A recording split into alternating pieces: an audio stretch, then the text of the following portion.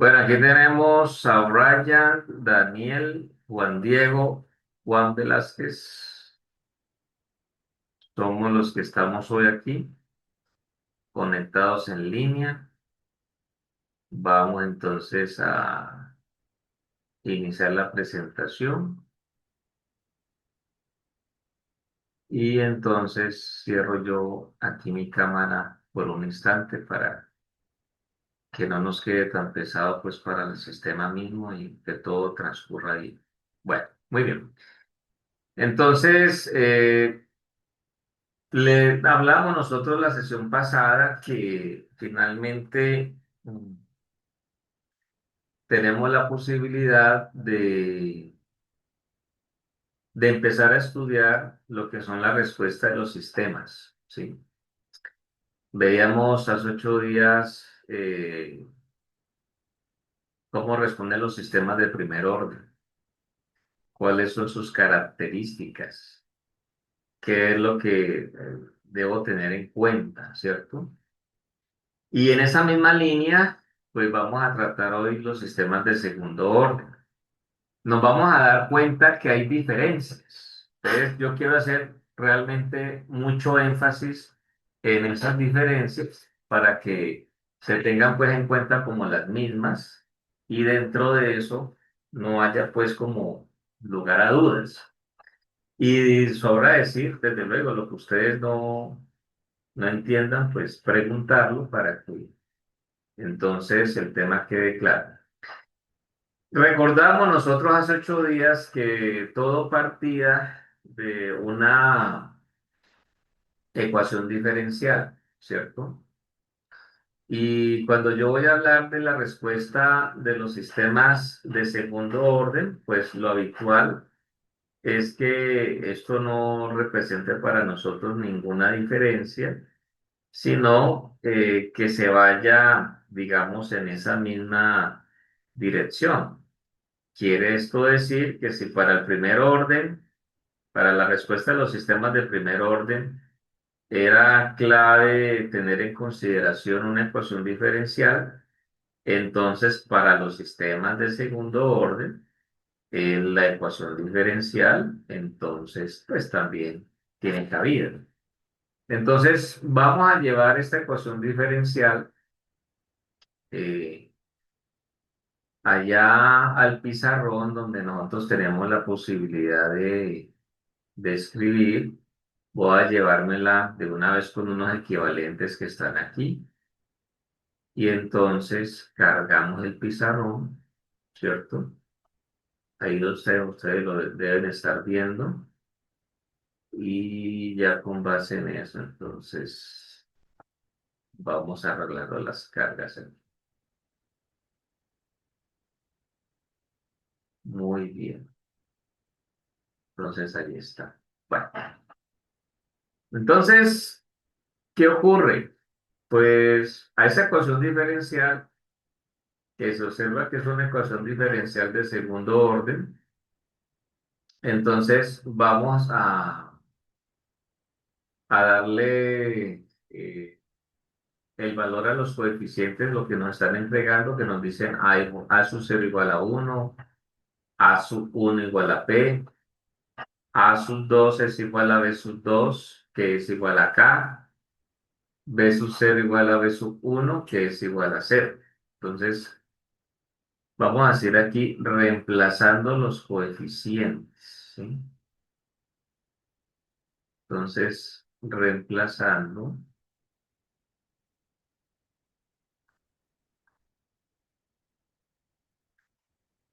los coeficientes.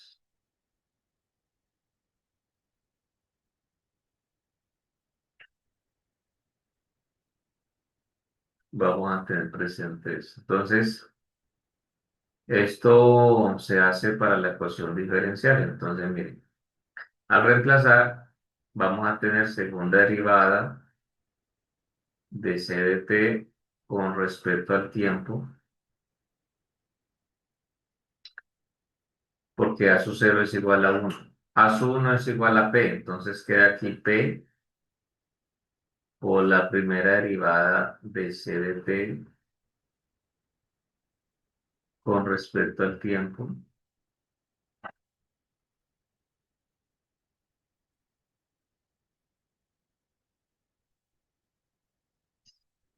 Eh, Más A sub 2 es igual a K, entonces va a quedar K CDP, ¿listo? Y entonces esto va a ser igual.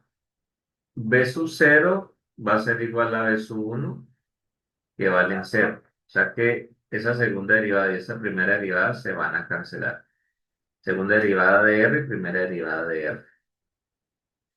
Y B sub 2 es igual a K, entonces esto va a quedar K por R de T. ¿Listo?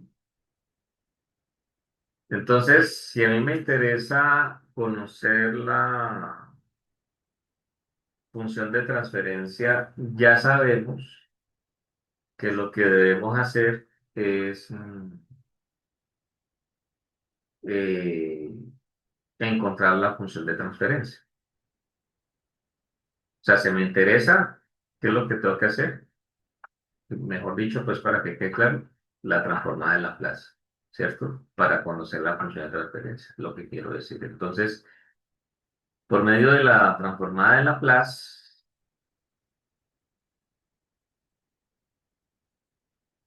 por medio de la transformada de Laplace, y teniendo en cuenta que, pues, las condiciones iniciales vamos a tomarlas como cero. Entonces, el asunto es que esto va a quedarnos así, ¿no? S al cuadrado por C de S más P eh, por S, C de S, ¿sí? Más K por C de S. Y esto es igual a K,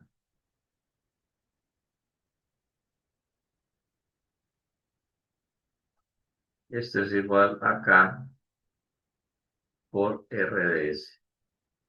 ¿Listo? Incluso aquí hay algo que tengo que corregir. Vamos a corregirlo. Esto es K por C de S. Es que creo que no lo copié bien, ¿no? O al menos yo no lo vi claro. Por C de S así. Eso.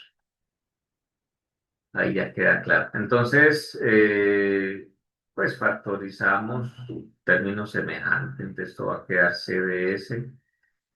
Va a ser factor de S al cuadrado más PS más K.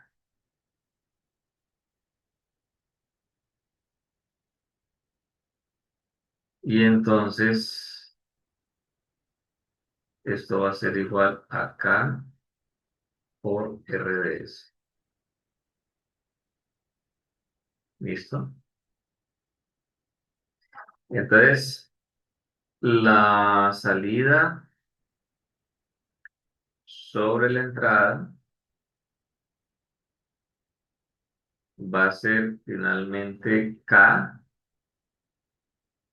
sobre S al cuadrado más PS más K. Esa es nuestra función de transferencia. Entonces, observen ustedes que en esa función de transferencia hemos hecho las cosas de la misma manera que hemos procedido en todos los momentos cuando ha sido necesario encontrar una función de transferencia a partir de una ecuación diferencial. Allí, si ustedes lo analizan, no hay nada diferente, no hay nada nuevo, ¿sí? Está tal cual. ¿Listo? Bueno, ustedes recordarán que en el sistema de primer orden, entonces, se hablaba de una función de transferencia general para un sistema de primer orden, ¿sí? Cuando yo tengo un sistema de segundo orden, no hay excepción a ello. Quiere esto decir que para el sistema de segundo orden, entonces también tengo una forma general, ¿sí? Entonces, vamos a conocer la forma general del sistema de primer orden, ¿sí? Entonces, permítame cierro esto por aquí. Esto no es momento de contestar encuestas. Entonces, póngale cuidado a eso. Forma general,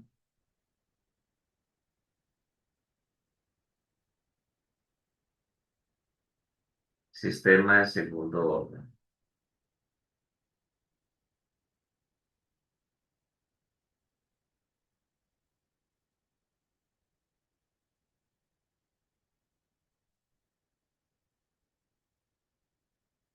Forma general, sistema de segundo orden. Entonces, vamos a decir también otra vez salida CDS, entrada RDS. Y vamos a tratar algo así. Entonces, la forma general, vamos a decir que es omega sub n al cuadrado que divide a s al cuadrado más 2 zeta omega sub n por s más omega sub n al cuadrado. Esta es la forma general. ¿Listo? Es un sistema de segundo orden, por lo tanto la forma general tiene que ser de segundo orden, es apenas obvio, ¿sí? No puede ser, digamos, visto de otra manera, ¿ok? Entonces, ahí está. Bueno, importante eso, ¿ya? Importante esa parte. Lo otro es que aquí tenemos nosotros dos parámetros que son omega sub n y zeta. Este cita, voy a detener un rato aquí, lo voy a escribir así como suena cita, pues el nombre, palabra griega, aunque creo que normalmente la forma correcta sería algo así como cita, ¿cierto? Usted me podrá corregir. Pero para nosotros esto representa más algo que es fundamental y se van a dar cuenta, porque a esto le vamos a dar el nombre o va a representar lo que se reconoce como el factor de amortiguamiento del sistema, ¿sí? Factor de amortiguamiento del sistema, factor de amortiguamiento, ¿sí? Que ese factor de amortiguamiento es fundamental. El omega sub n es un equivalente a algo que se conoce como la frecuencia natural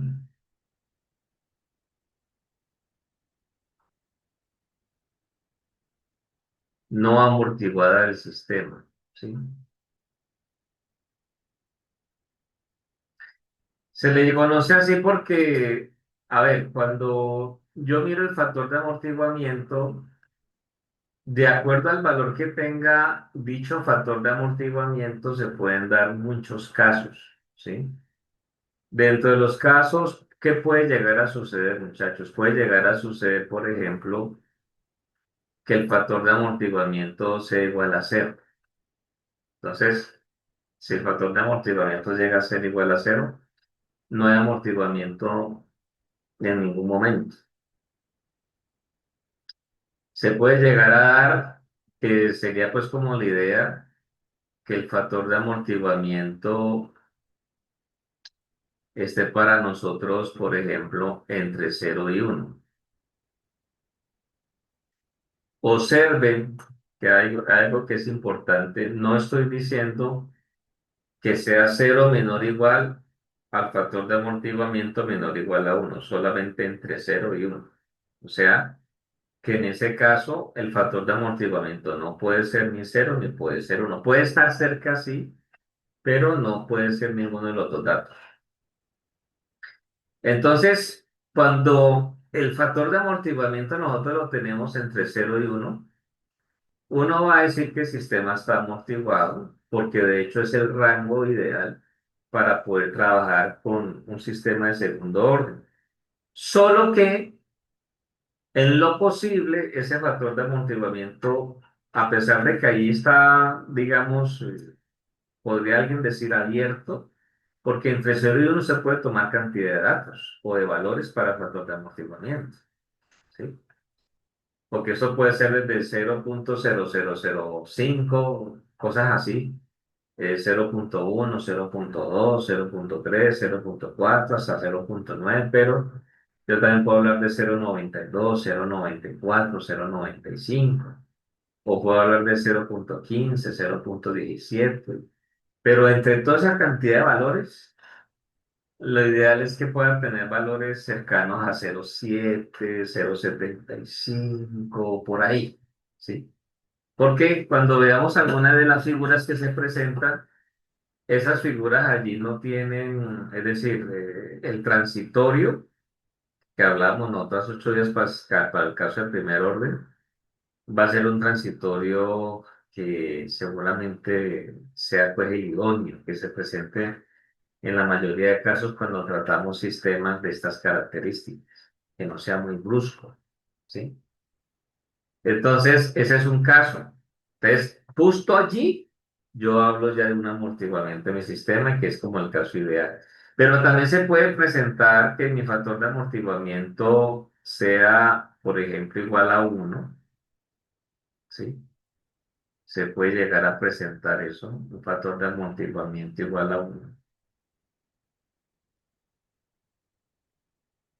Pero también, y eso tiene pues unas condiciones que analizaremos. Pero también puedo llegar a tener un factor de amortiguamiento que sea mayor a uno, ¿sí? Se puede dar. Entonces, como ahí hay como cuatro posibilidades, entonces normalmente esa omega sub n se reconoce como la frecuencia natural no amortiguada. Si solamente estuviéramos entre cero y uno, hablaríamos de una frecuencia natural amortiguada que de hecho cuando nosotros estamos entre cero y uno hay un factor o un parámetro que se llama así, frecuencia natural amortiguada, que la puedo representar de una vez. Para cuando estoy entre cero y uno, entonces tengo omega sub d, que se reconoce como la frecuencia natural amortiguada del sistema, ¿sí? Frecuencia natural es amortiguada del sistema. Frecuencia natural amortiguada, ¿sí? Pero reitero, únicamente válido tenerla en consideración cuando estamos entre cero y uno, ¿ya? Puedo lo estoy señalando ahí.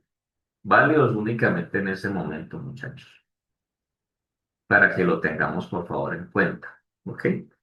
Bueno, entonces miren, si yo vuelvo, vamos a regresarnos un poco a lo que viene siendo la función de transferencia que hemos encontrado. ¿Listo? La función de transferencia que hemos encontrado. Entonces, voy a escribirla aquí otra vez. Tengo salida sobre entrada, que es igual a K, que divide a S cuadrado más PS más K. ¿Listo? Tengo ahí eso. ¿Ok? Tengo allí eso. Bueno, entonces, analicemos por favor la, anotemos, o sea, analicemos el polinomio denominador. ¿Sí? Vamos a analizar s al cuadrado más ps más k igual a cero. Vamos a analizar ese polinomio denominador.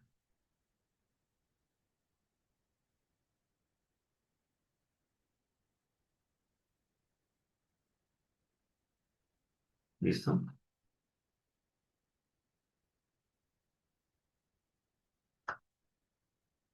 Muy bien. Y recordemos lo que es la famosa ecuación denominada pues para la cuadrática. Entonces, menos b más menos b al cuadrado menos 4 por a por c. Todo esto aquí dentro de un radical dividido 2 multiplicado por a. Entonces, reemplacemos. O sea, si yo miro los coeficientes de la ecuación del polinomio denominador, entonces a viene siendo 1, b viene siendo p y c viene siendo k, ¿cierto? Entonces yo reemplazo eso. Entonces tengo s sub 0,1 va a ser igual a menos p más menos p al cuadrado menos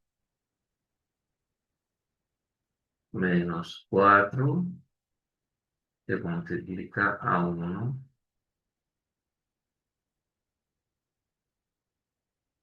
que multiplica acá, todo esto dentro de su raíz cuadrada o radical.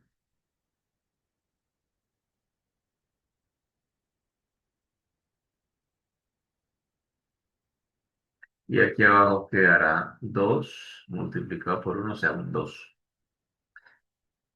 Si yo separo esto un poco, entonces vamos a tener que esto es menos p más menos. De separar esto, p cuadrado menos 4k, porque al hacer los productos queda así, p cuadrado menos 4k. Y entonces aquí tengo 2 y aquí tengo 2. ¿Ok? Entonces me voy a centrar en esta parte de lo que es la ecuación, de esta ecuación cuadrática. ¿Sí? O sea, lo que está ligado al radical, ¿ya? Entonces, sacando aparte este p cuadrado menos 4k, la raíz, divido todo esto aquí entre 2. Entonces, ¿qué pasa si yo meto ese 2 dentro del radical? ¿Lo puedo hacer? Sí, se puede meter. En este momento él está dividiendo y está por fuera, ¿cierto? Pero se puede meter. Para meterlo, entonces, tiene que ser así, p cuadrado menos 4k dividido 4.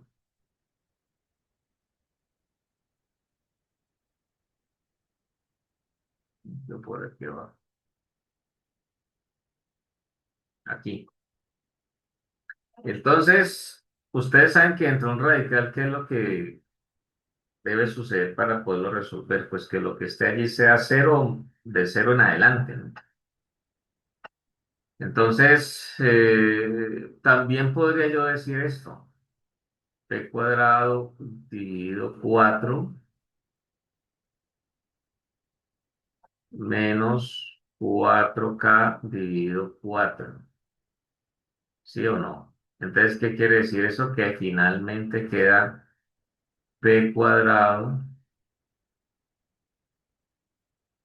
dividido 4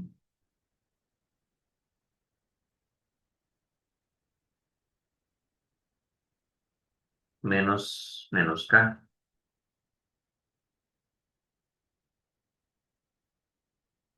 Entonces nos vamos a centrar de eso. O sea, es como decir las posibilidades que pueden ocurrir dentro de ese radical. Porque es que eso es importante, ¿sí? Y en su momento nos va a quedar la claridad de que tiene que ver de alguna manera con las posibilidades del factor de amortiguamiento que yo exponía hace un instante. Entonces, el detalle es que cuando, eh, por ejemplo, o sea, yo tengo p cuadrado sobre 4 es menor acá y digamos que lo igualo a cero, ¿cierto? Entonces, me puede pasar esto. ¿Qué pasa si p cuadrado sobre 4 es mayor al valor de k? O sea, ¿qué va a pasar para nosotros dentro del radical? ¿Sí? Si p cuadrado sobre 4 es mayor a k, ¿qué sucede? O sea,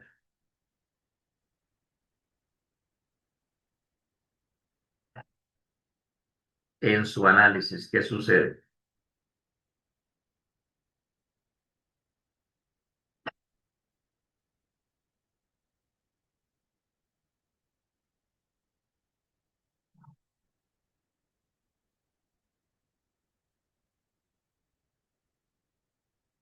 Lo pueden escribir si no tienen facilidad de audio.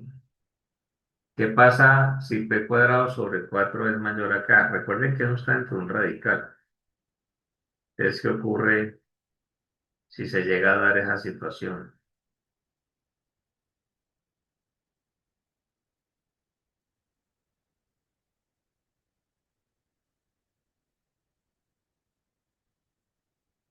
¿No?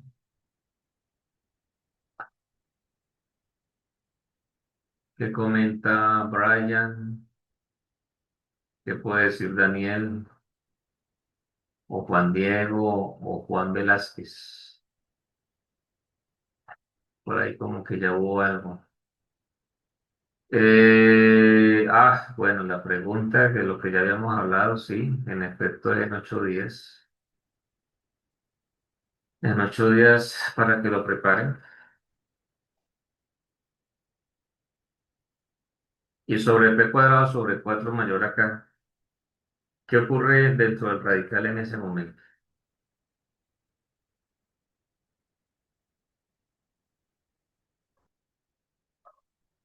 ¿Qué me pueden decir?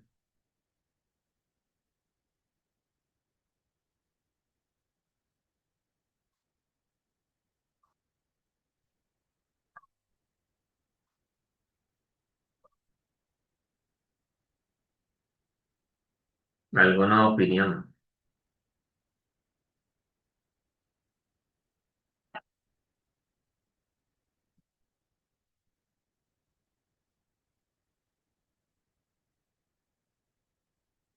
¿Qué opina Brian, Daniel, Juan Diego, Juan?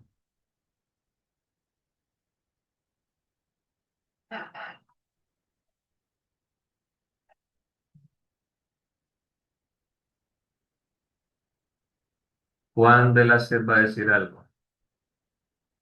Dice profe, pero no terminó la idea.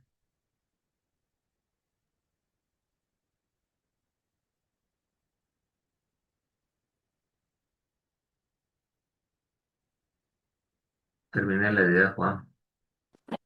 Profe, Sí. se igualaría a cero.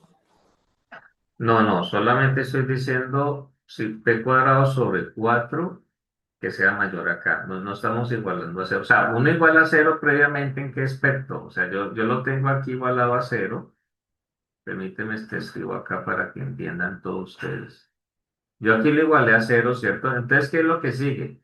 Después de eso, hay un proceso donde el p cuadrado sobre 4 ese k que está ahí restando, lo paso al otro lado y pasa sumando. Entonces, digamos que quedó así. Pero esto que está aquí es una condición que vamos a analizar ahora más adelante. Entonces, a partir de aquí, de que puede llegar a ser igual, uno también, digamos, se pregunta, bueno, y si no es igual, sino que, por ejemplo, es mayor, ¿qué es lo que estoy haciendo en este momento? O también uno se pregunta, ¿y qué pasa si de pronto llega a ser menor?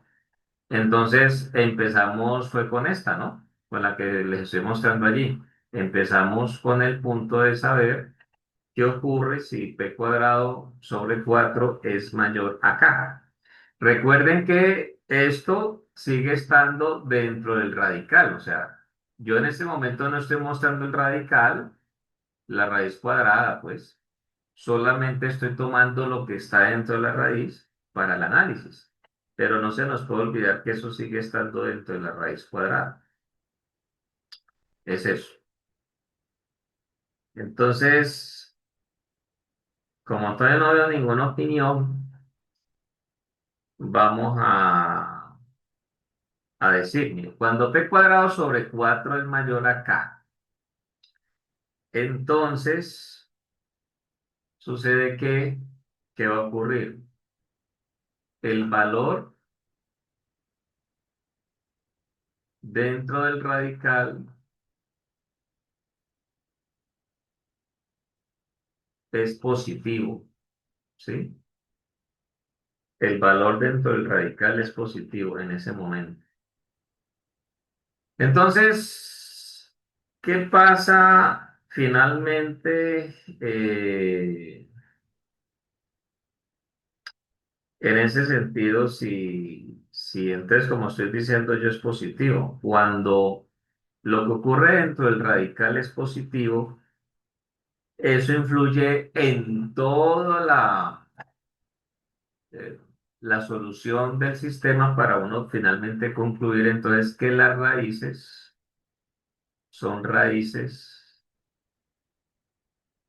reales diferentes. ¿Sí? ¿Por qué hablo de raíces reales diferentes? Porque recuerden que finalmente yo estoy utilizando la cuadrática. Estoy utilizando la cuadrática ¿de quién? Estoy utilizando la cuadrática de un polinomio que ya dijimos que es s al cuadrado más ps más k, que es el polinomio denominador de la función de transferencia que encontramos. Y cuando yo voy a utilizar esa ecuación cuadrática es precisamente para encontrar las raíces. Entonces voy a tener raíces reales diferentes. O sea, recordemos que al hablar nosotros de la ecuación característica o polinomio denominador, finalmente estoy hablando de los polos de la función de transferencia. Entonces voy a tener polos reales distintos. ¿Ok? Eso es lo que tengo que tener en cuenta. ¿Qué pasa? A ver si ya ahora con eso ya me pueden dar alguna indicación. ¿Qué pasa entonces si ahora en vez de ser mayor voy a decir que p cuadrado sobre 4 sea entonces menor a k? ¿Qué pasa en ese momento? ¿Qué pasa dentro del radical? ¿Qué pasa en en toda la solución de esto en general? Si yo llego a tener p cuadrado sobre 4 menor a k, ¿qué puede suceder?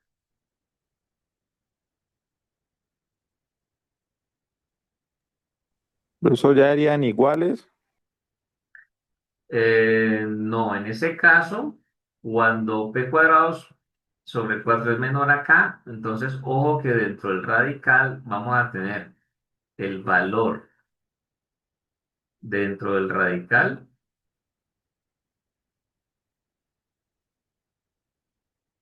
dentro del radical es negativo. Bueno, vamos a ver que ahí un compañero escribió.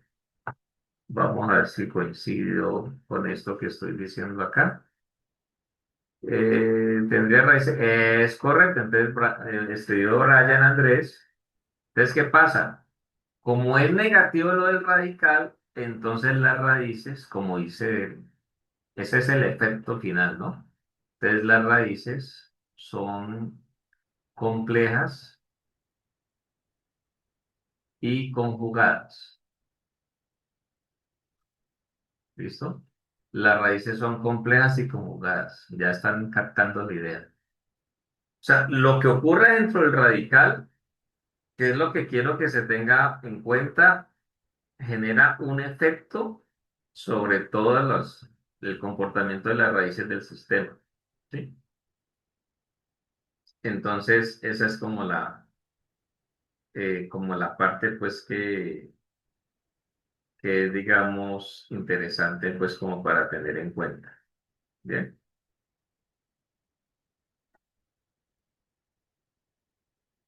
entonces, esa es la situación allí. ¿Listo? Bueno, entonces eso es. Y ahora viene el caso donde decimos nosotros, listo, entonces, ¿qué pasa ahora cuando p cuadrado sobre 4 es igual a k? Que fue una de las que dijo el compañero previamente. Cuando p cuadrado sobre 4 es igual a k, entonces, ¿qué ocurre dentro del radical? En primer lugar, dentro del radical, el valor dentro del radical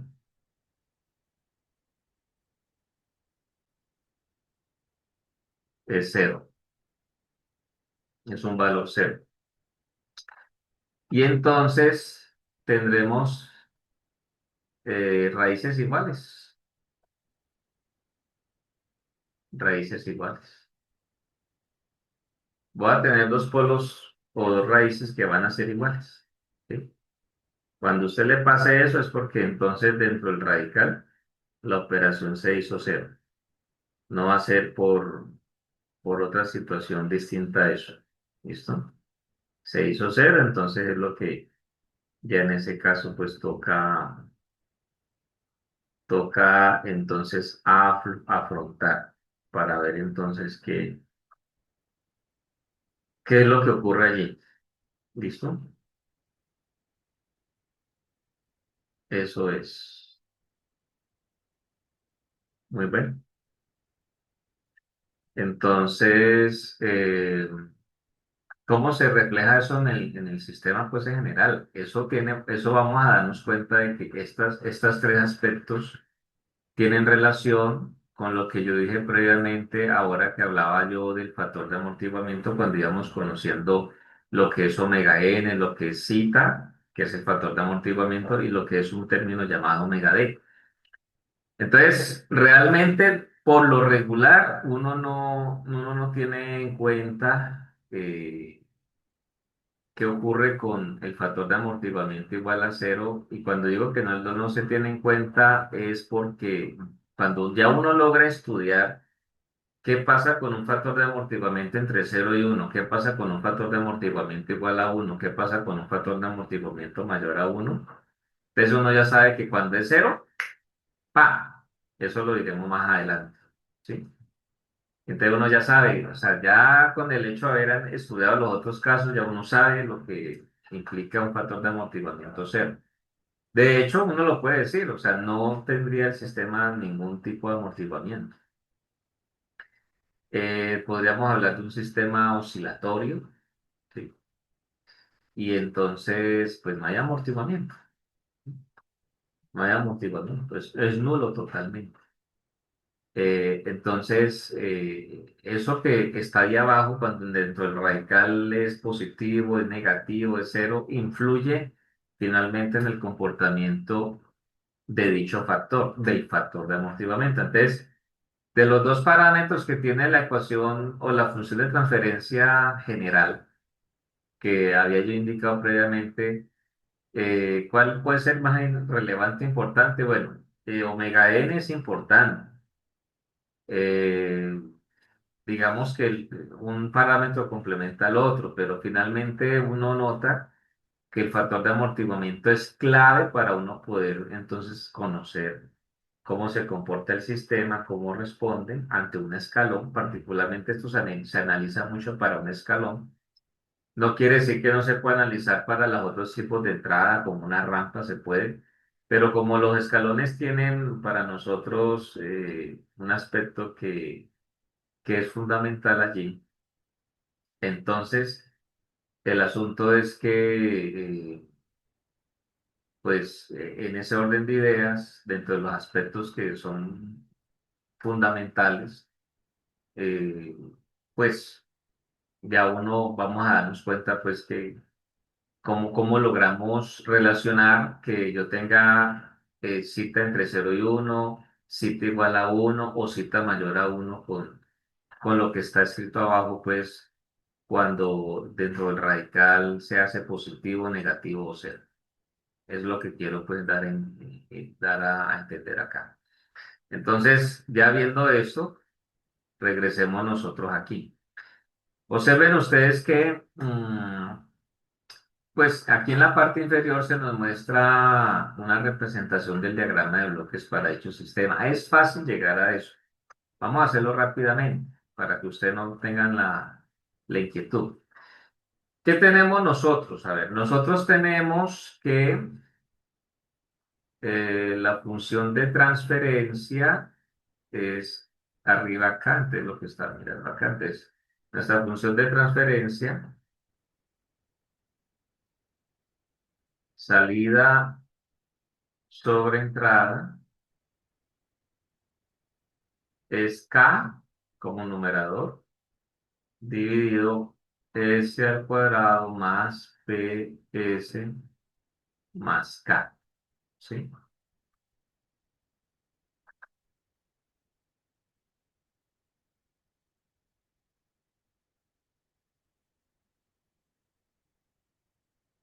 ¿Sí o no? Ahí está. Y entonces, el asunto es que en ese sentido, yo quiero llegar a ese diagrama de bloques que nosotros vimos. ¿Listo? Entonces, con base en eso, ¿qué es lo que uno dice acá? Uno dice, ok. Asumamos que tenemos una realimentación unitaria, o sea que esto es uno. Ahí sí tengo que hacer eso, asumir, pues como para que podamos llegar a lo que requerimos en este caso. ¿Listo? Y entonces cuando ya se llega a eso, ahora vamos a mirar cómo es G. Entonces, si H es uno y vamos a considerar que tenemos una realimentación, digamos, negativa, recuerden ustedes que la relación de la salida sobre la entrada, no se nos puede olvidar, pues en términos generales es G dividido 1 más G por H, ¿cierto? Pero como estoy diciendo que H es 1, entonces esto va a quedar equivalente a G dividido 1 más G, ¿sí? Entonces, ¿qué quiere decir eso? Que finalmente esta función de transferencia de K que divide a S al cuadrado más PS más K, que es una función de transferencia cuando ya se ha analizado todo el sistema completo, entonces esa función de transferencia, en este caso en particular, nosotros le igualamos con lo que acabamos de obtener como forma general, en el momento en que H es 1. Entonces, allí ya tiene fuerza el hecho de que nos dispongamos entonces a, a revisar cómo llegar entonces a la expresión de G, que es lo que en este caso pues se quiere hacer, que digamos pues la intención, la idea, es el propósito y todo lo que pues quepa anotar ahí. Así que miremos lo siguiente, pues matemáticamente hablando. Entonces yo digo, K lo voy a multiplicar por 1 más G. Estoy haciendo ya todo el proceso aritmético aquí. Y G lo voy a multiplicar por S al cuadrado más PS más K. Entonces, el propósito es poder encontrar una expresión para G. Si distribuyo en la izquierda, pues me queda K más K por G, ¿cierto? Y en la derecha, pues el asunto es que puedo dejarlo como está. G es factor de S al cuadrado más PS más K. Entonces, lo que tengo en la izquierda donde tengo K por G, que está allí justamente, que está en este caso sumando, entonces puedo tomar la decisión de pasarlo al otro lado a restar. Entonces, aquí a la izquierda me va a quedar K. Aquí voy a tener a la derecha G, factor de S al cuadrado más PS más K, más PS más K. Y como dije que lo voy a pasar el K por G al otro lado, entonces aquí me queda restando menos K multiplicado por G, ¿cierto? Es lo que finalmente pues se presenta allí. Entonces sucede que voy a tener K, que es ese menos K por G lo puedo meter dentro del paréntesis, es la idea, ¿no? Entonces, como finalmente, ¿qué pasa? Aquí tengo G y aquí tengo G, pues puedo factorizar, entonces queda dentro del paréntesis. Entonces, voy a tener S cuadrado más PS más K menos K. ¿Sí lo ven? ¿Y qué obtenemos nosotros en ese momento? Pues ahí se está viendo ya que estas Ks se cancelan aquí. Entonces, finalmente tengo K es igual a G que multiplica a S cuadrado más PS. Entonces, ¿qué obtuvimos? Que ya puedo despejar G, entonces G va a quedar para nosotros como K dividido S al cuadrado más P por S, que es equivalente a decir K dividido S factor de S más P, como yo lo quiera ver. Entonces, esa es G. Entonces, ¿qué ocurre? Pues que ya ustedes saben, todos sabemos, que cuando yo hago una representación en un sistema por bloques, pues yo puedo decir en forma general que aquí está mi entrada RDS, que aquí está mi punto de suma con realimentación negativa, y entonces lo normal es que aquí tengo el bloque G,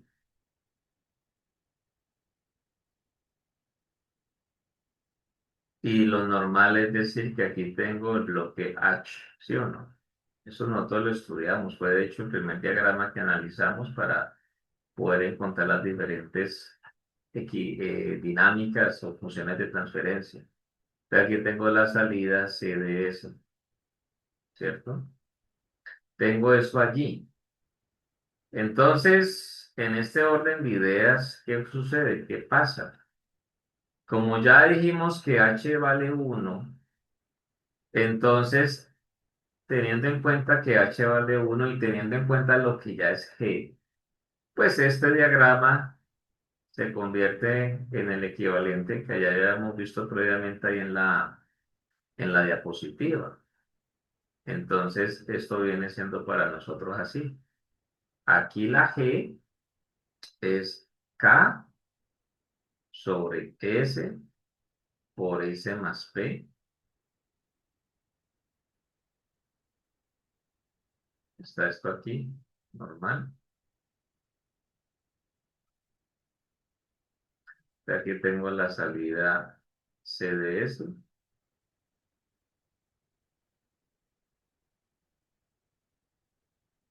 y ya. Ahí nos queda, muchachos. Ese es, digamos, pues a lo que se quería llegar. ¿Listo? Y entonces tiene equivalencia con lo que está en la diapositiva. Miren ustedes allí. ¿Sí? Desde ahí sale, ¿no? Entonces, para que no se vayan a inquietar, pues como que, ¿cómo así? ¿Cómo así que representa lo uno y lo otro? No, ahí está. Entonces, esa es, digamos, pues como la, la parte, pues, clave que para nosotros es, digamos, relevante tener en cuenta. Bueno, muy bien. Entonces, si vemos la siguiente diapositiva, en la siguiente diapositiva que estamos observando allí. Allí ya se hizo, ya me están hablando de algo que ya nosotros analizamos. O sea, se tomó la función de transferencia y se hace un análisis que nos permita poder llegar a reconocer eh, las raíces del sistema, ¿cierto? Las raíces de ese sistema. Entonces, en tal sentido, cuando ya se busca eso, entonces por medio de la cuadrática se hacen las equivalencias de qué pasa con p cuadrado sobre 4 cuando es mayor acá, cuando es igual acá o cuando es menor acá, que fue lo que ya previamente hicimos. O sea que ya por lo menos ya ustedes entienden cómo se llega a esa, digamos, análisis, a esa conclusión, dependiendo de lo que llegue a pasar dentro del radical. ¿Sí? Entonces esa parte ya está comprendida. ¿Qué viene siendo lo nuevo allí? Lo nuevo es lo que ustedes están viendo abajo, que finalmente responde a la necesidad de poder entonces, en este caso, tener, digamos, la opción de saber entre la forma general y la función de transferencia que obtuvimos a partir de la ecuación diferencial, cómo puede ser ese tema de de hacer como la equivalencia o la igualdad. Entonces, veámoslo aquí para que ustedes lo tengan en cuenta. Ya dijimos nosotros, volviendo aquí al pizarrón, ya dijimos nosotros lo siguiente. Dijimos que ya sabemos que nuestra función de transferencia que obtuvimos a partir de la ecuación diferencial es k, que divide a s cuadrado más ps más k. Pero ya dijimos que la forma general, que no se me puede olvidar eso, viene siendo omega sub n al cuadrado, que divide a s cuadrado más 2 por el factor de amortiguamiento por omega sub n por s más omega sub n al cuadrado. ¿Listo? Ya lo sabemos. Entonces, si yo comparo término a término, pues ¿qué encuentro? Que la K de mi sistema que se obtuvo a partir de la ecuación diferencial, en este caso es equivalente a omega sub n al cuadrado. O sea que en otras palabras, si yo quiero conocer la frecuencia natural no amortiguada, lo que tengo que hacer es la raíz cuadrada de K. Asumiendo que yo llegara a saber cuánto vale K, hago esa operación y ya tengo el valor de la frecuencia natural no amortiguada, que ya la habíamos definido previamente. También observo que por lo menos P, ese coeficiente, es equivalente a 2 por el factor de amortiguamiento por omega sub n. Entonces, asumiendo que yo ya conozca el valor de, de, la frecuencia natural no amortiguada, entonces, despejando el factor de amortiguamiento, nos va a dar que divide, P que divide a 2 por el valor de omega sub e, ¿cierto? Ahí está, muchachos, ahí está. Entonces, con base en eso, es que ya uno puede entonces proceder y hacer pues todo lo que corresponda, ¿no? Lo que sea pertinente. Ahora, observen que en la diapositiva, si lo alcanzaban a ver, que ahora lo podemos volver a revisar, aquí dice que omega sub n multiplicado por el factor de amortiguamiento es equivalente también a sigma, ¿sí? Y esto se conoce con el nombre de atenuación. Atenuación. O sea que para tener allí, pues como para ustedes ir sacando pues como el listado de equivalencias que pueden presentar, esto es factor de amortiguamiento multiplicado por omega sub n. factor de amortiguamiento multiplicado por omega sub n. Sigamos viendo nosotros la presentación, ¿sí? Miren lo que ahí está en la parte inferior, entonces ya tienen ese equivalente. Ahí nos muestra a nosotros, entonces, la forma general que yo ya les había indicado. Y entonces, miren, en el sistema de primer orden, los análisis que entendimos en la sesión pasada partieron del hecho de considerar para un sistema de primer orden, como estoy diciendo, de considerar entonces diferentes casos cuando se tiene entonces entrada, que incluso analizamos entrada rampa, la entrada que para nosotros de cierta manera es más importante que la entrada de escalón, ya sabemos pues por qué lo digo así, e incluso lo miramos con la entrada de impulso, ¿cierto? Dentro de los aspectos pues que es claro pues precisar aquí, ¿sí o no? Entonces yo les decía de todo esto que tenía para nosotros realmente más sentido, más importancia, el por qué y todos los detalles. Entonces, pues la entrada de escalón, pues ya sabemos que es importante por muchos aspectos. Bueno, entonces el asunto es que en esto que voy indicando acá, lo que es importante tener en cuenta para nosotros, muchachos, es que para el sistema de segundo orden, ese análisis que yo dije cabe. Pero sin embargo, como aquí hay unas diferencias, recuerden que yo les dije ahora, hay unas diferencias. Entonces, dentro de esas diferencias, el asunto es que lo que viene siendo importante entonces tener en cuenta es qué ocurre ya de una vez con el tipo de entrada que en un amplio porcentaje nosotros vamos a utilizar. Esa es, digamos, pues como el propósito, es como la idea aquí. De una vez, para no dar tanta vuelta, es qué va a pasar con el tipo de entrada que es la que pues vamos a estar utilizando la mayor parte del tiempo. Entonces, dentro de eso,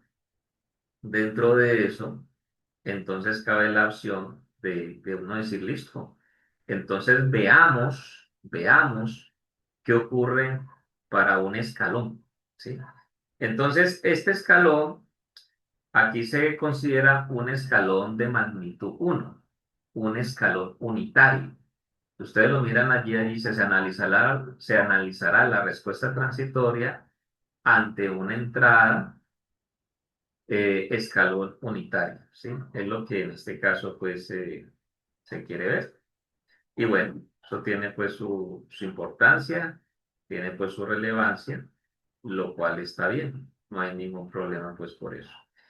Así que en ese orden de ideas, entonces, allí nos habla a nosotros de un primer caso que se conoce como el caso denominado subamortiguado.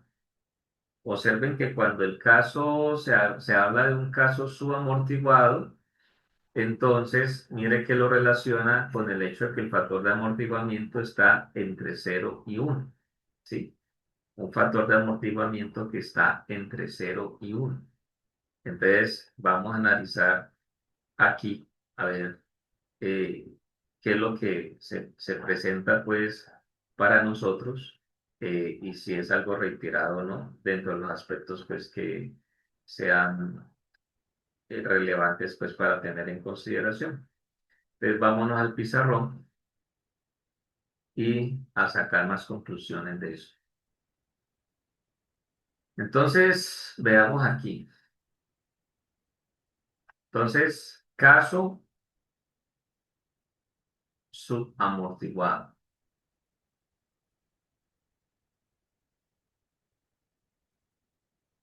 Entonces, cuando yo tengo el caso subamortiguado, el factor de amortiguamiento va a estar entre 0 y 1. Entiéndase que entonces el factor de amortiguamiento nunca va a ser ni 1 ni mayor a 1. Entonces, va a estar por encima de 0. Entonces, voy a tomar datos así, 0,1 es una opción, ¿sí? puedo hablar de 0,2, puedo hablar de 0,3, ¿sí? Puedo hablar de 0,4, puedo hablar de 0,5 y llegar, digamos, a 0,9. Sin embargo, es preciso tener en cuenta que pues puedo obviamente tener estos valores, 0,25, 0,37, en fin. O sea, ahí se presenta cantidad de datos. Por eso yo ahora que estaba explicándole las raíces, entonces hacía énfasis en ello, ¿no? Entonces, ¿qué ocurre? Cuando ese factor de amortiguamiento está entre 0 y 1, el asunto es que a pesar, ojo que es muy importante tener en cuenta esto, a pesar de que la entrada del sistema todo el tiempo viene siendo un escalón de magnitud, ¿no? Entonces, mi sistema de segundo orden tiene un comportamiento cuando tengo factor de amortiguamiento de 0 a 1, cuando tengo factor de amortiguamiento mayor a 1, cuando tengo factor de amortiguamiento igual a 1 o cuando tengo factor de amortiguamiento igual a 0. Ojo con lo que estoy diciendo, que ahí marca una diferencia con lo que hablábamos nosotros del primer orden, porque la semana anterior que trabajamos sistemas de primer orden, cuando llegamos al punto de analizar para el caso de un escalón, ¿qué dije? ¿Qué se dijo? ¿Qué se concluyó? Que siempre y cuando el sistema sea estable, que aquí hay que partir también de ese punto, que el sistema debe ser estable, entonces usted lo somete a un escalón, la respuesta siempre va a ser de esta manera. Eso se dijo. Pero aquí ya estoy diciendo algo que marca una diferencia. Yo tengo mi sistema de segundo orden y tengo en todo momento un escalón de entrada, ¿sí? Un escalón de magnitud. Pero dependiendo, en forma general, ¿no? Dependiendo del valor del factor de amortiguamiento, a pesar que siempre tengo un escalón entrando al sistema, depende, el comportamiento o la respuesta de mi sistema la marca o la indica el valor que tenga el factor de amortiguamiento. Ese es un caso claro, ¿sí? Entonces sucede que en este sistema, cuando se tiene un factor de amortiguamiento que está entre 0 y 1, ¿qué ocurre, muchachos?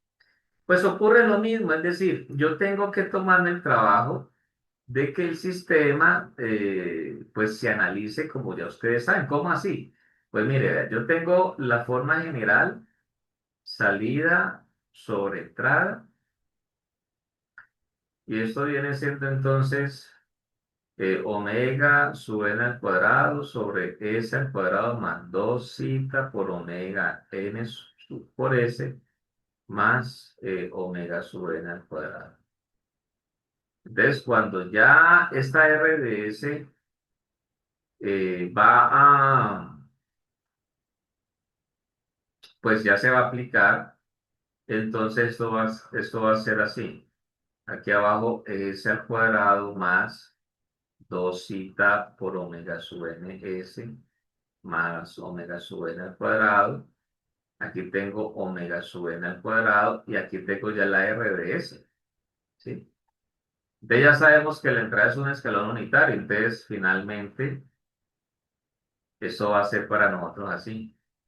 Aquí va a estar ese escalón unitario implícito, omega sub n, y aquí voy a tener s por s al cuadrado más 2 zeta omega sub n s más omega sub n al cuadrado. ¿Listo? Entonces cierro aquí. Entonces, el paso siguiente, ya ustedes saben, es el de, para poder encontrar la función de la salida, entonces, ¿qué toca hacer? Toca encontrar la transformada inversa de lo que ya se tiene, o sea, omega sub n al cuadrado dividido s por s al cuadrado más 2 zeta omega sub n por s más omega sub n al cuadrado. ¿Listo? Entonces, allí ya siendo un orden 2 ya se toma un poquito de más cuidado el tema, porque ya no estamos hablando nosotros no estamos hablando pues de un sistemita que sea pues de primer orden, ¿no? No, no, ya el tema ahí ya es de mayor, digamos, consideración, ¿sí? Entonces, pues aquí hay un análisis que podemos decir resumido.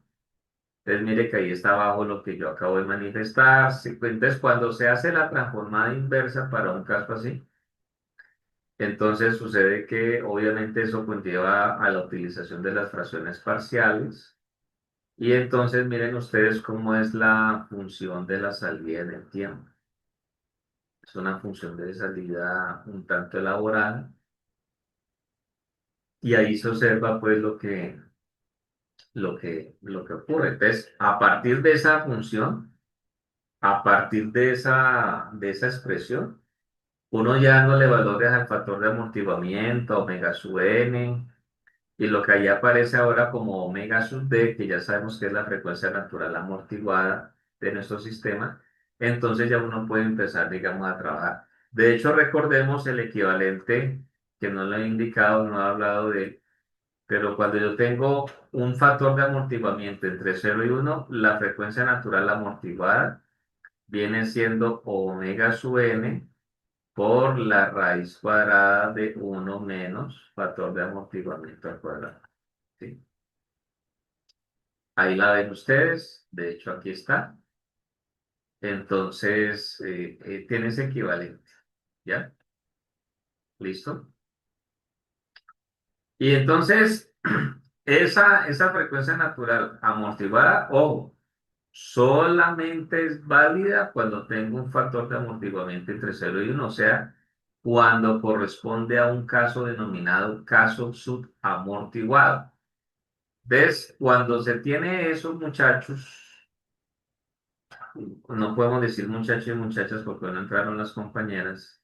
Cuando se tiene eso, sucede que algo que es común aquí es que las raíces para un sistema subamortiguado, las raíces son complejas.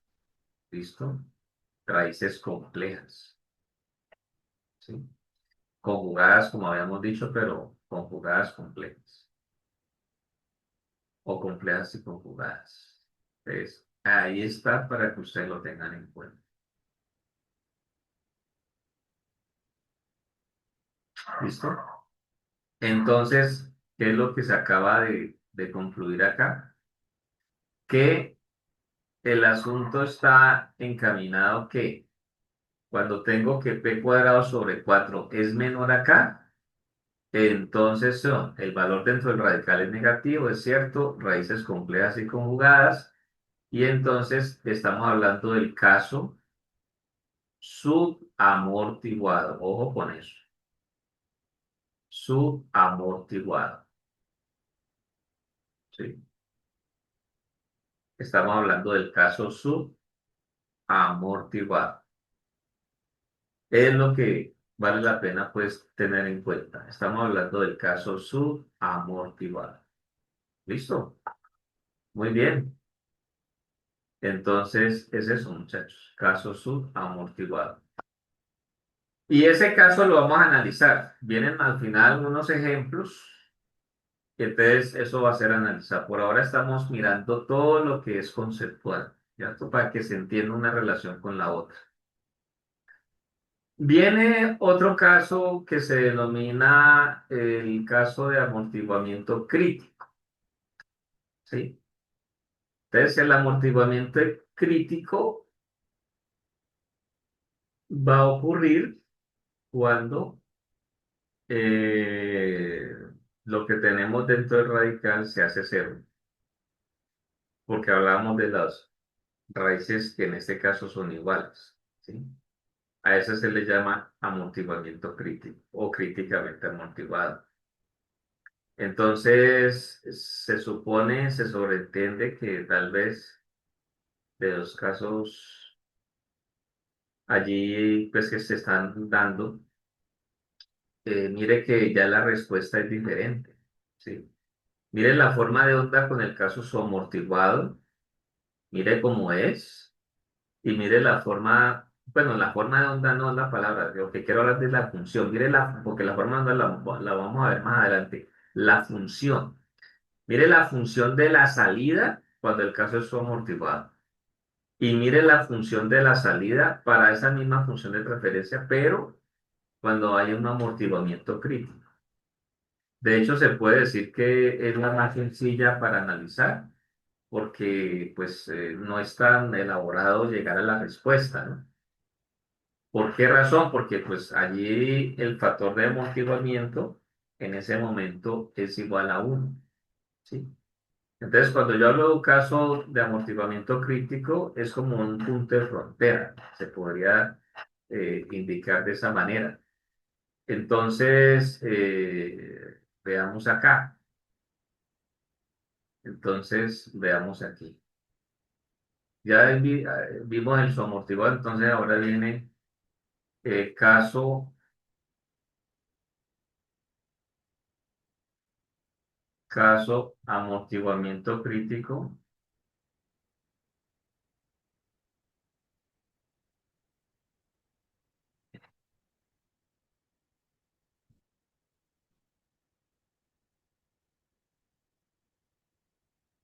caso amortiguamiento crítico, que también se puede llamar caso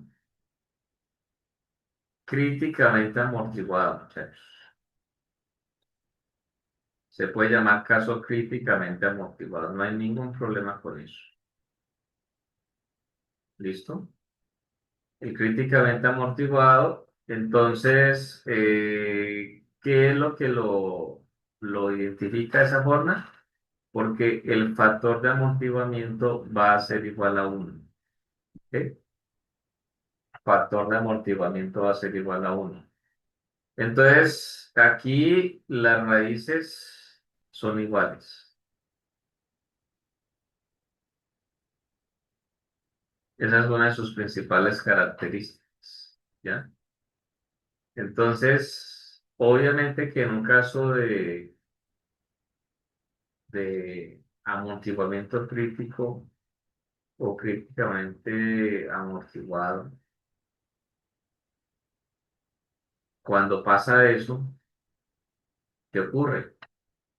Que dentro del radical o dentro del radical, entonces la operación se hace igual a cero, ¿ya?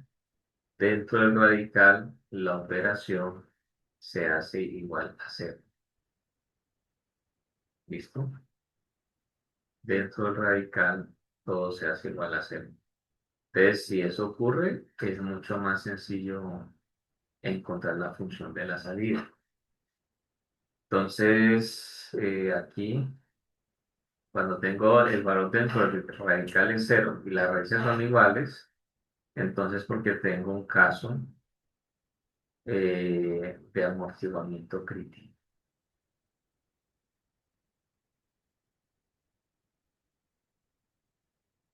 De amortiguamiento crítico.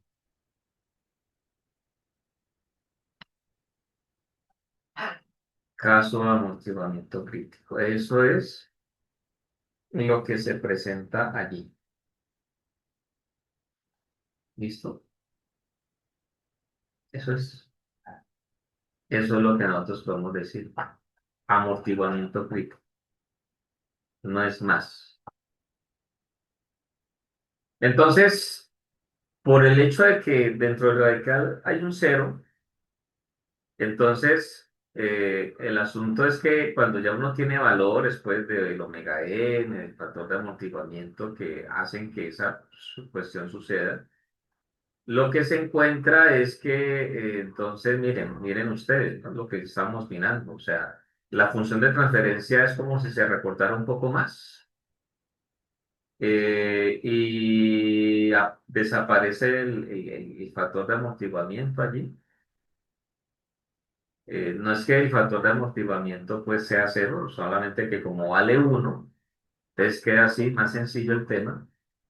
Y entonces, porque el factor de amortiguamiento vale uno y omega n, pues ya tomaría cualquier valor, ¿no? Pero eso sí, que permita pues que el sistema sea estable, ¿no? Hay que tener en cuenta eso. Entonces, en ese orden de ideas, pues es lo que obtenemos nosotros. Y hay un tercer caso, que es el caso que se conoce como el caso sobreamortiguado. Y entonces es cuando el factor de amortiguamiento supera la unidad, supera el uno. Entonces allí ya las raíces son, digamos, diferentes. La diferencia es que dentro del radical ya tengo un número positivo. Entonces voy a tener raíces distintas, pero van a ser reales. Y entonces, pues el sistema va a ser, obviamente, seguirá siendo estable. Y ahí usted hace todo el proceso de la transformada inversa de Laplace y pues mire que se encuentra desde luego una respuesta, pero es un poco también más elaborada. Entonces, ese es, digamos, pues el análisis. Entonces, volviendo a nosotros al pizarrón, entonces está aquí. Caso subamortiguado, caso amortiguamiento crítico o críticamente amortiguado. Y entonces tenemos el caso sobreamortiguado.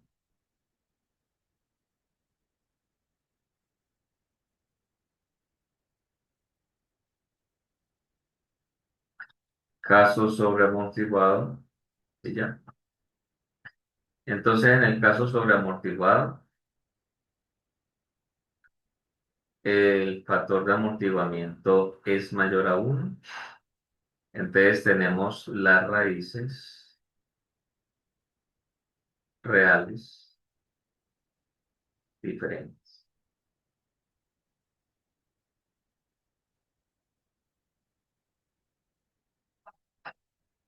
Tenemos las raíces reales diferentes.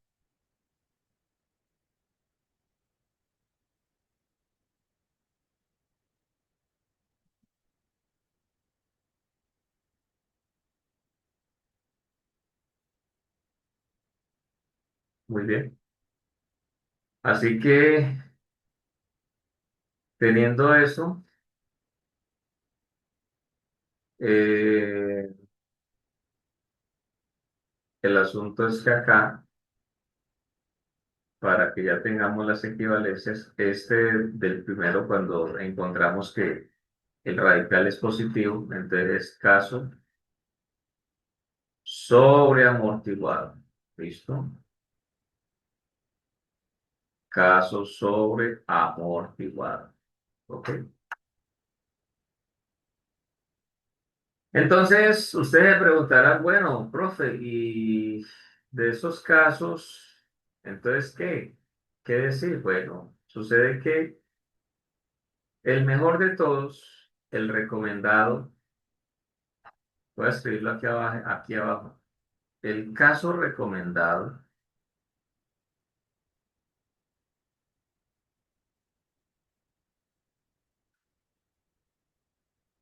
el caso recomendado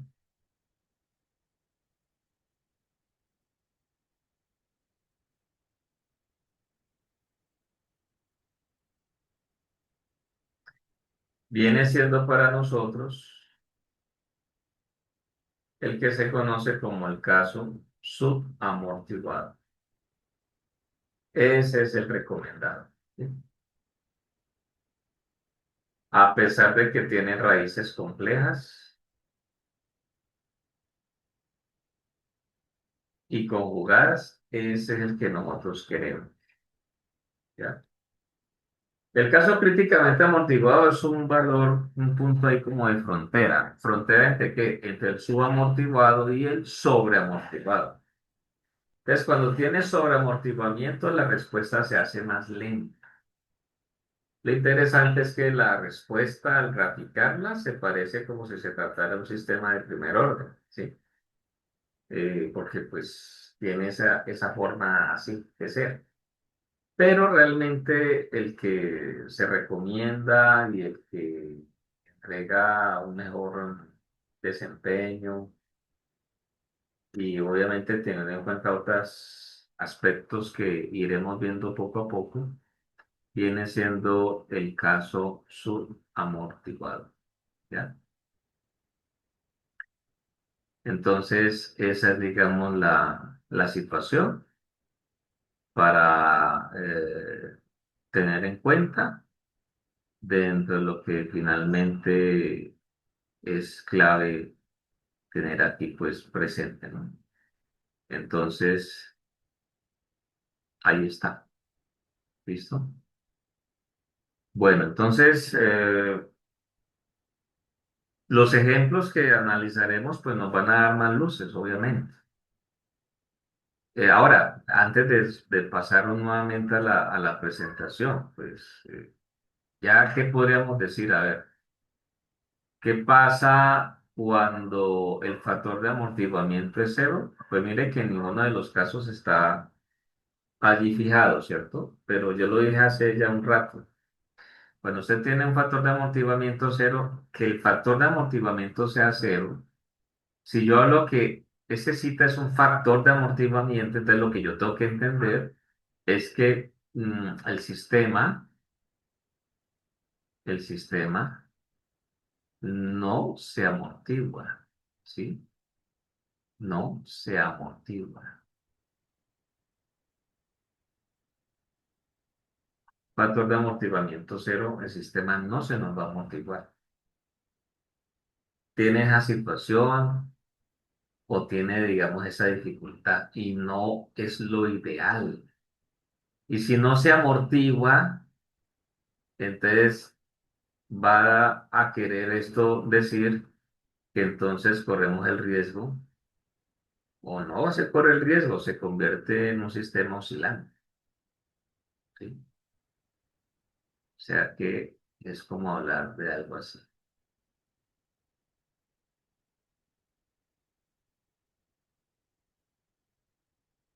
No llega a un valor final. Y ese es el aspecto crítico.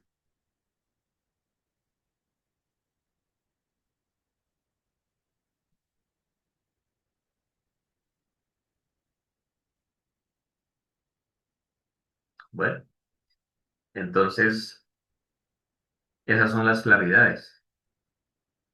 Vámonos aquí a la presentación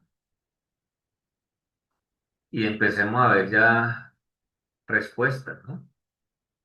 Aquí hay unas curvas muy interesantes donde lo importante es tener presente que esas curvas son ante un escalón unitario. ¿Listo?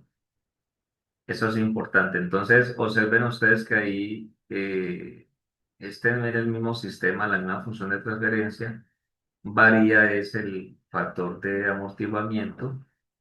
Y entonces observen ustedes que, eh, pues, por ejemplo, mire aquí, esta respuesta,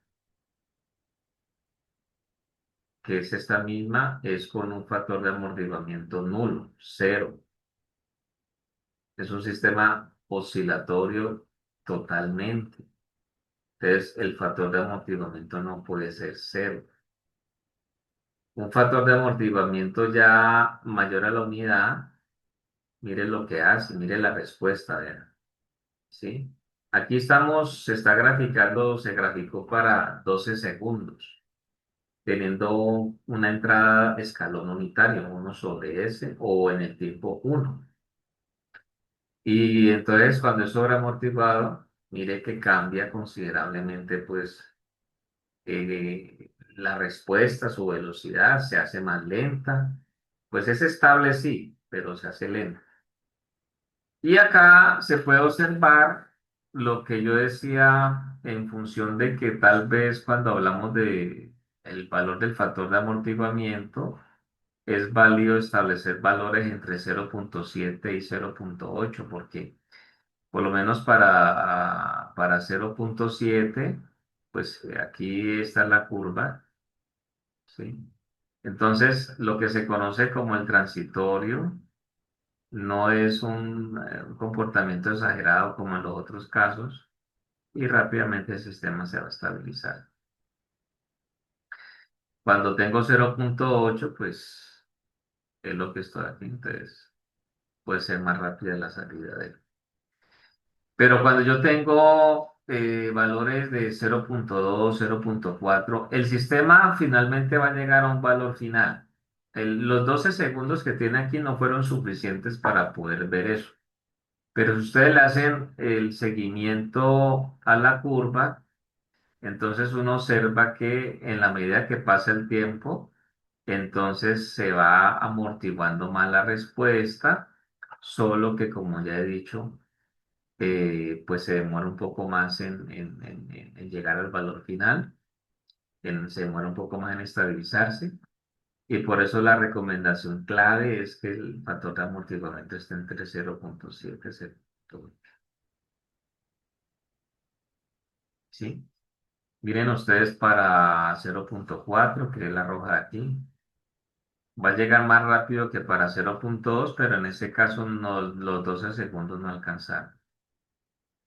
Entonces, es interesante ver cómo yo puedo tener el mismo sistema, varío el factor de amortiguamiento y dependiendo del factor de amortiguamiento, para la misma entrada tengo diferentes comportamientos.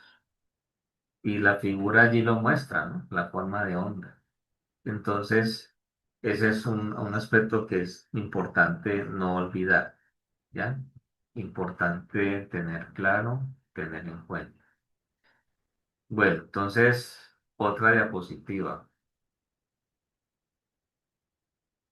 Aquí, por lo menos, se hace un análisis muy similar a lo que ya ustedes conocen para una respuesta al impulso. Se considera pues un impulso unitario. Ya nosotros sabemos muy bien lo que representa una entrada de estas características en la realidad. O sea que eso es solamente información. Pero es interesante porque ustedes pueden comparar estas funciones en el tiempo de la salida para cada caso, para su amortiguado, para lo que tiene que ver con el críticamente amortiguado y sobreamortiguado. Las formas de onda van a cambiar porque las funciones han cambiado también. Ustedes comparen estas funciones con las del sistema anterior y lo van a notar. Entonces, lo interesante es que cuando la entrada es un impulso, ¿sí? Entonces, al ser la entrada un impulso, pues ya nosotros hemos analizado que el impulso tiene un pico mayor en el origen.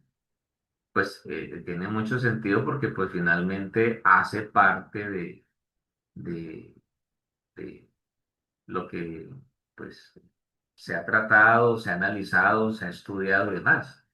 Si en el origen donde está pues el impulso y después ya no hay nada, pues lo normal es que si recibe ese impulso en el origen, tiempo t igual a cero y en la medida que pasa el tiempo, pues la función tendrá que llegar a cero, sí o sí. Entonces esa es, digamos, la situación. Entonces, cuando ya uno ha tenido la posibilidad de, de entender su amortiguado, críticamente amortiguado y lo que tiene que ver con el sobreamortiguado. Viene entonces esta curva que está acá, que miren ustedes por la forma de ella, podríamos deducir que está entre un factor de amortiguamiento de 0,7 y 0,8. ¿Sí? Pero la idea es que podamos analizar unos tiempos y así vamos dándole el trámite a la respuesta del sistema cuando corresponde a un sistema subamortiguado. Esta respuesta es para un sistema subamortiguado. Entonces, quiero explicar algunas cosas que aquí de pronto se facilitan para tener en cuenta. Observen acá, miren lo siguiente, vean. Eh, vamos a escribir. Cuando, por ejemplo, la curva, nosotros hemos dicho que puede tener dos momentos.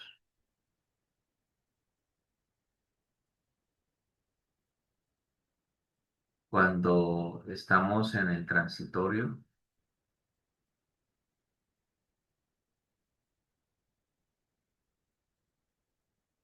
a ver, esa primera parte del transitorio, y esta otra parte es, digamos, la respuesta en estado estable. Cuando finalmente el sistema ha llegado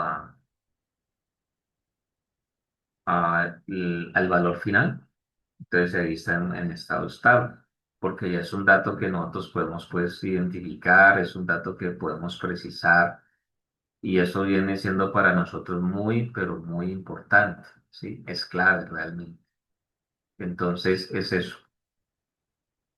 Entonces siempre, entonces el transitorio es un momento que se espera que no sea muy largo, mientras el sistema llega al valor final cuando la entrada es un escalón, ¿sí?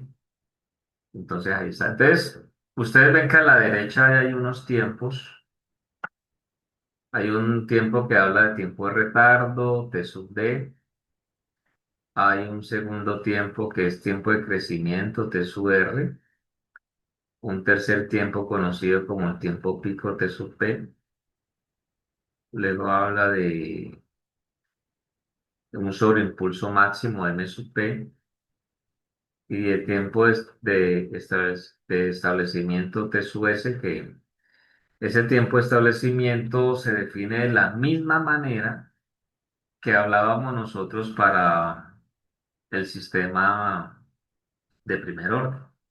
Y aquí también aplican los mismos criterios, criterio del 1%, criterio del 2%, criterio del 5%. Eso no va a cambiar, eso permanece, queda igual.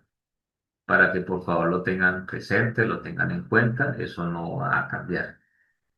Así que entonces, en ese orden de ideas, ya teniendo presente esa valoración, pues por decirlo así, entonces lo que se hace es pues como identificar en esa curva cada uno de esos tiempos, esa sobrelongación y ver si hay algún equivalente que nos dé a nosotros la posibilidad pues de también hacer los cálculos no simplemente con la curva, sino también de otra manera, pues con una ecuación que aproximadamente nos permita eso. Así que pues vamos a llevar esto al pizarrón para que quede pues como más sencillo el análisis. Te voy a llevarme esta curva en principio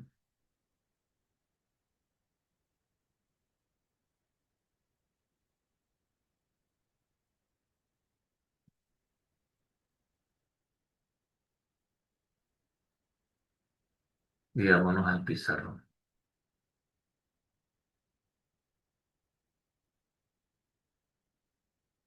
Entonces aquí está,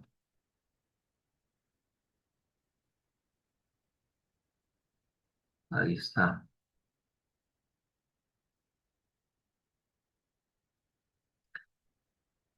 Esto vamos a tener un poco más pequeño, digamos que aquí está de esta manera, voy a ampliar un poquito más, ahí, listo. Y acá por separado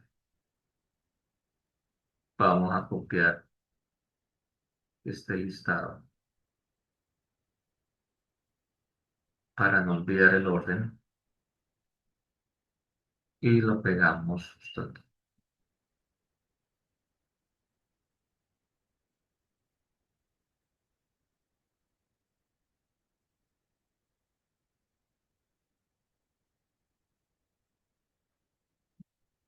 Entonces, vámonos aquí con 100, que aquí está,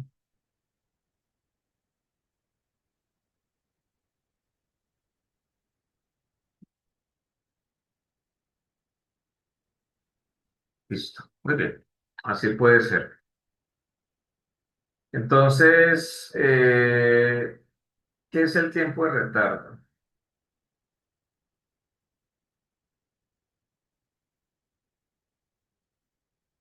El tiempo de retardo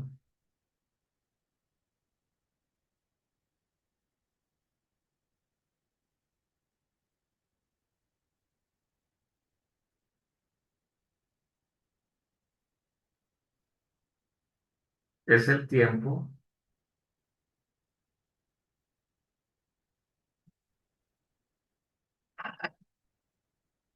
que le toma al sistema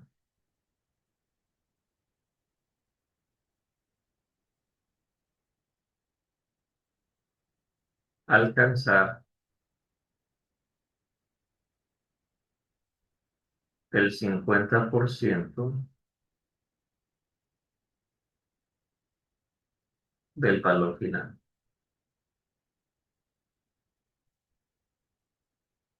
¿Sí?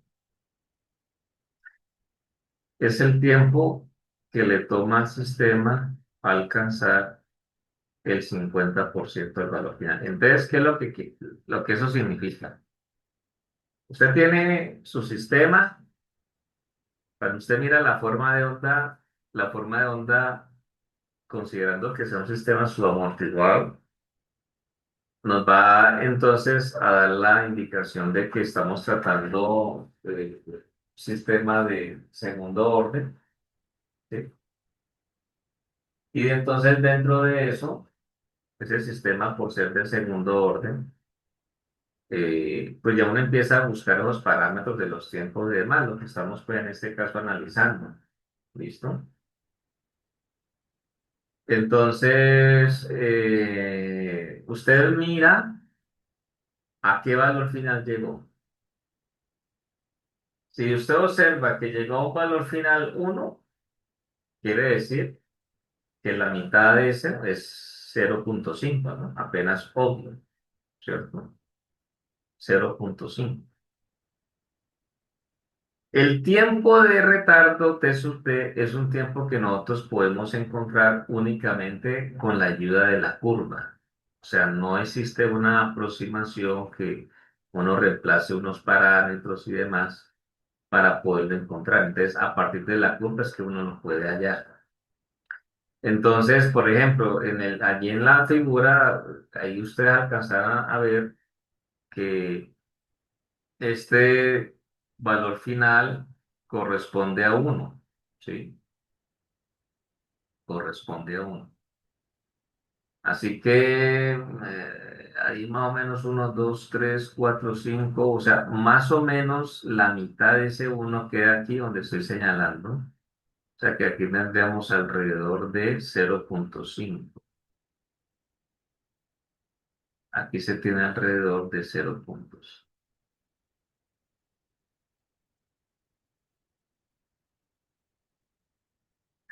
0,5. Bueno, ok. O sea que cuando usted lo va a buscar, ¿qué quiere decir? Usted llega al 50% del valor final porque no siempre el valor final va a ser uno. En algún momento será 6, 20, 10, bueno, lo que sea, ¿no? Entonces, en un caso así, usted lo que finalmente proyecta hacia la curva con todo el cuidado del caso y donde le corte, entonces usted proyecta ya en dirección al eje del tiempo. más o menos por ahí. Entonces usted va a decir que aquí donde le da viene siendo el tiempo de retardo. ¿Sí? Es más o menos de esa proporción para que lo tengan en cuenta. ¿Listo?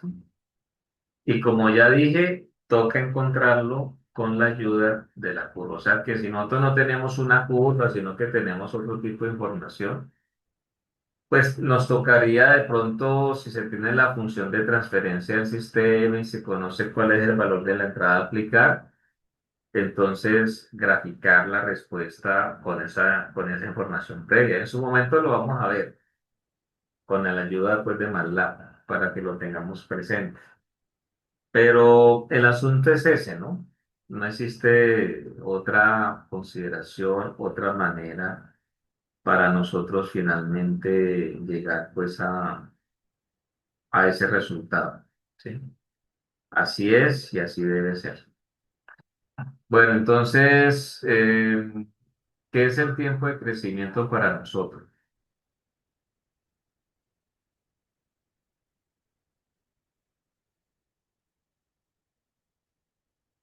Tiempo de crecimiento. Permítanme, yo lo escribo con el color oficial. Tiempo de crecimiento.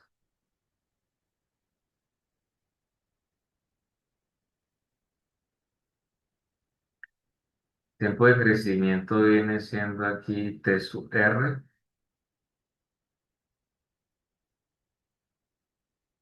Y ese tiempo de crecimiento también le podemos llamar tiempo de levantamiento, ¿no?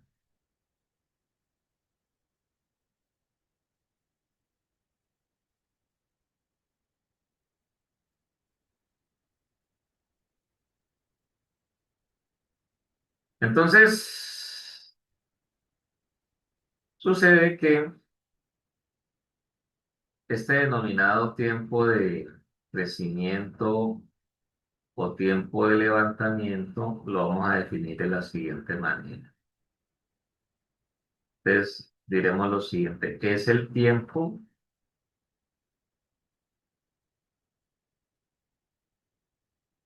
que le toma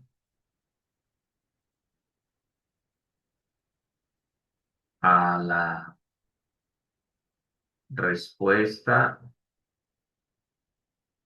Es el tiempo que le toma a la respuesta o salida del sistema, porque es bueno aclarar eso,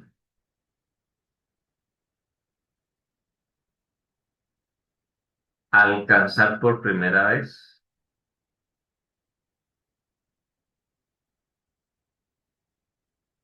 alcanzar por primera vez,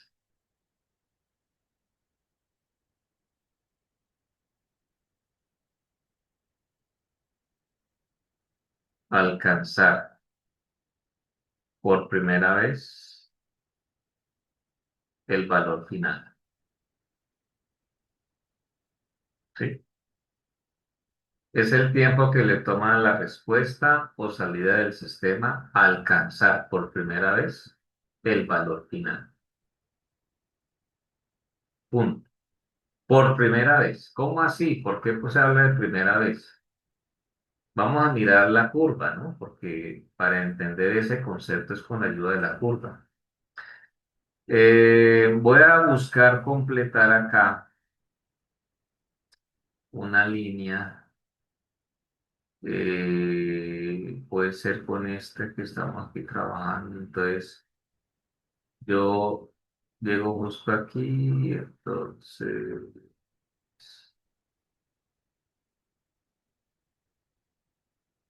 bueno, algo así. Ahí está la línea.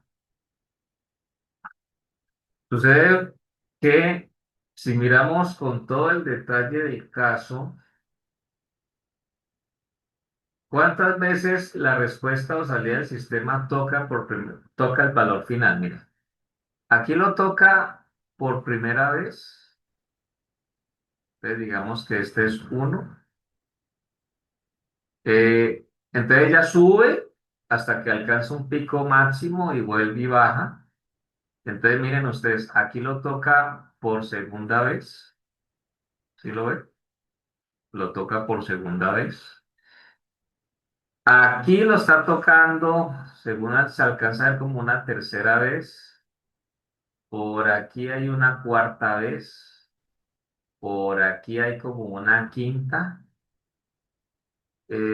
Por aquí hay una sexta, más o menos, pues, más o menos por ahí.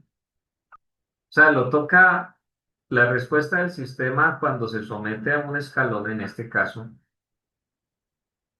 por su dinámica, por sus características, puede tocar en varias ocasiones el valor final. Pero ese tiempo de crecimiento o ese tiempo de levantamiento tiene sentido, ojo, tiene sentido, tiene relevancia cuando lo tocamos por primera vez. Y entonces, al hacer allí esa identificación, pues se proyecta, como ustedes lo ven aquí, y donde corta ahí en el eje del tiempo, pues ahí ya entre cero y ese punto donde cortó el eje del tiempo, lo que dé, eso viene siendo para nosotros el valor del tiempo de crecimiento, tiempo de levantamiento. ¿Listo? Entonces, para que por favor no se nos olvide ese concepto. Es un concepto sencillo, pero pues es importante tenerlo pues en consideración. Entonces, si nosotros volvemos a la diapositiva, a la presentación, bueno, aquí está lo del tiempo de retardo. Mire, ese tiempo que tarda la respuesta en alcanzar la mitad del valor final por primera vez. Bueno, ahí dice por primera vez, pero pues finalmente es cuando alcanza el 50%, ya. ¿Listo? Porque pues ya no vuelve a bajar a alcanzar el 50, ya se queda normalmente arriba hasta que llega al valor final. Ya ustedes lo han visto en la curva. Y acá está el tiempo de crecimiento o tiempo de levantamiento. Entonces, el asunto es que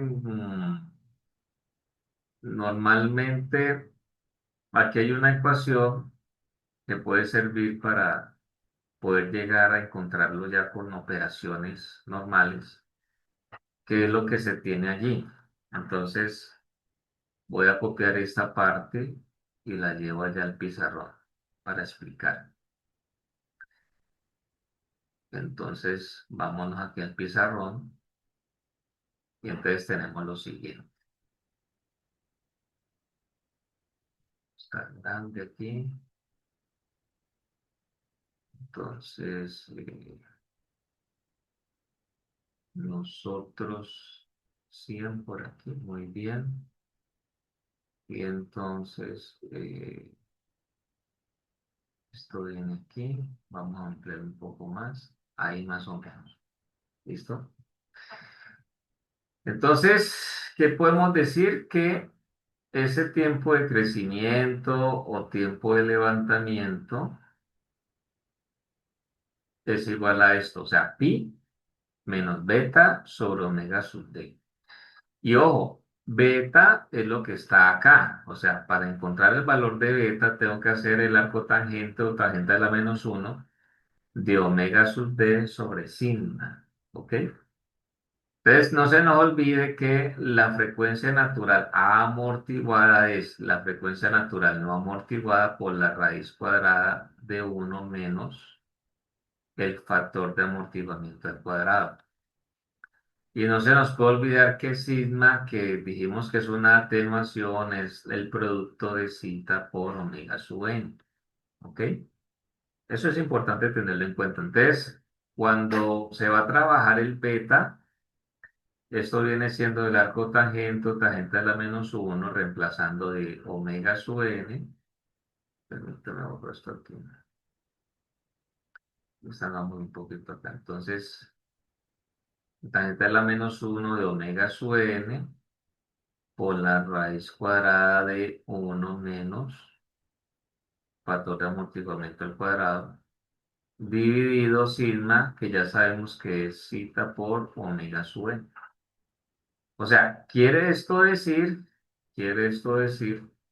que en un momento dado yo puedo cancelar los omega sub n, entonces El beta también lo puedo ver como la tangente de la menos uno de uno menos zeta al cuadrado, la raíz sobre zeta, y es lo que tenemos allí. O sea que lo puedo contar de esta forma. Sobra decir que allí la calculadora debe estar en modo radianes, ¿no?